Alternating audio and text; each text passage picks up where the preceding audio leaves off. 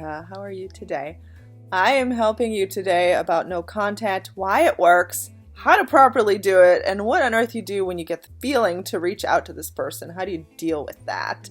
You deal with those horrible urges to reach out, but you don't want to mess it up. What do you do? Okay, so we're going to talk about that today in this video. But before we do that, please subscribe to this channel and hit the bell icon to be notified as to when I release new videos. And I am available for one-on-one sessions if you'd like to do one with me, veronicaisles.com. Okay, so back to this video. No contact. Why on earth does it work? Well, if you have been contacting this person a lot, sending them messages, they're not being responded. Obviously, that's not working. So what we do with no contact is we change things up. My version of no contact means you're just going to switch things up a little bit. It's not that you're going to stop contacting them for 30 days and then you're going to reach out. No, that doesn't work. What does work is switching things up. So right now this person is really used to you reaching out, really used to seeing these messages come through and ignoring them. They're used to that. You're going to stop doing that. You're going to stop paying them so much attention. You're going to stop putting them on that pedestal saying, I'm going to contact you. You're going to change things up. So you're going to stop contacting them. You're going to set the intention that they are going to contact you. So you're going to consciously say, I'm going to change things up a bit and I'm going to show that I'm important. And they're going to reach out because they are going to miss me. Wonder why I'm not reaching out. That's what no contact is. Okay, so let's go over a few steps because what's going to happen is you're going to stop reaching out and you're going to have these urges to reach out to them. What on earth do you do when you have the urge to reach out to them and you don't want to mess it up? I'm going to give you some tips on that today. So here is a great one. When you feel the urge to reach out, you have something you want to say to them, get out a notepad app and I want you to type the message there as if you are typing it to them. Now this can end up becoming a list of things that you do end up saying when they do reach out.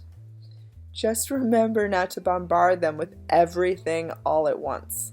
Instead, keep it simple, a little bit at a time, but definitely use this app, this message app, notepad app. You could even physically write it down. It doesn't matter what you use. But what this allows you to do is to release the feelings, release the desire, release the urge. You could even imagine what they're going to say in response. So for example, if you hear a song that makes you think of them, or you see something funny that you want to share with them. So you're going to write that down and then you're going to imagine what they say in response and how excited they are. Instead of actually reaching out and saying this stuff and getting silence. We don't want that. So what you're going to do is you're going to share this with them when they're reaching out to you because then you know they are ready to talk. And imagine that they're definitely going to be ready because you're switching things up and attracting new and better. Now, number 2, ask yourself why you want to reach out when you feel these urges. Usually it's because you're afraid that if you don't reach out, they're just going to forget about you and never reach out again. But we got to reshape that because that's coming from a place of lack. And that's coming from a place of saying that you're worthless or saying that you're nothing or saying that only they have meaning in your life, that you don't have meaning in their life. So imagine that this person is capable of giving you more, but you need to allow them to give you more. So if you never give them the chance to give you more, if you're always smothering them with contacting them all the time, they never have the opportunity. It's like they can never butt in there because you're not giving them the chance. And you might say to yourself, well, if I don't do this, they're never going to do it. You want to reshape how you think about yourself and say, you know what?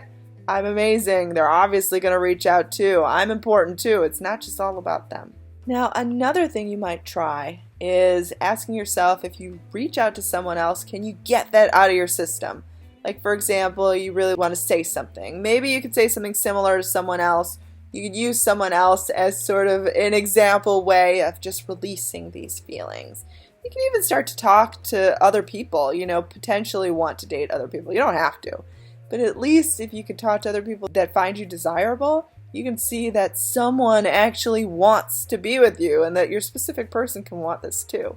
The cool thing is when you practice on other people that you really don't care about as much, you don't have those contrary feelings, you don't have that resistance.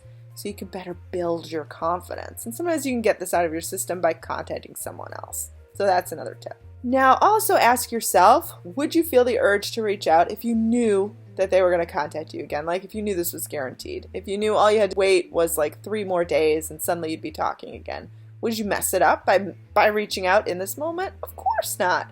So remind yourself that it is guaranteed. When you set your intention, you follow through with feeling and determination. It will work. So just sort of let go in that way and know that it's coming to you. Maybe it hasn't come yet, but it is coming to you. So why mess it up? Why fall back into that old pattern of lack where you were just reaching out and they weren't saying anything in response? Now, the last bit of advice is to remember that only one person can chase at one time. Only one can. So you don't want to be the one doing it. If you want someone to chase you, you need to stop. It sounds simple, it sounds a little bit too easy, but it actually works.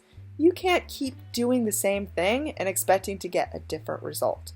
If you want the results to change, you need to start changing what you're doing. So keep that in mind. I hope that these bits of advice helped, and I am Veronica. Feel free to email me at veronicaisles@gmail.com. My website where you can get one-on-one coaching is veronicaisles.com. I do have 5 ebooks available on Amazon. I am on Instagram. And I hope you have a lovely day. Do subscribe and have a good one.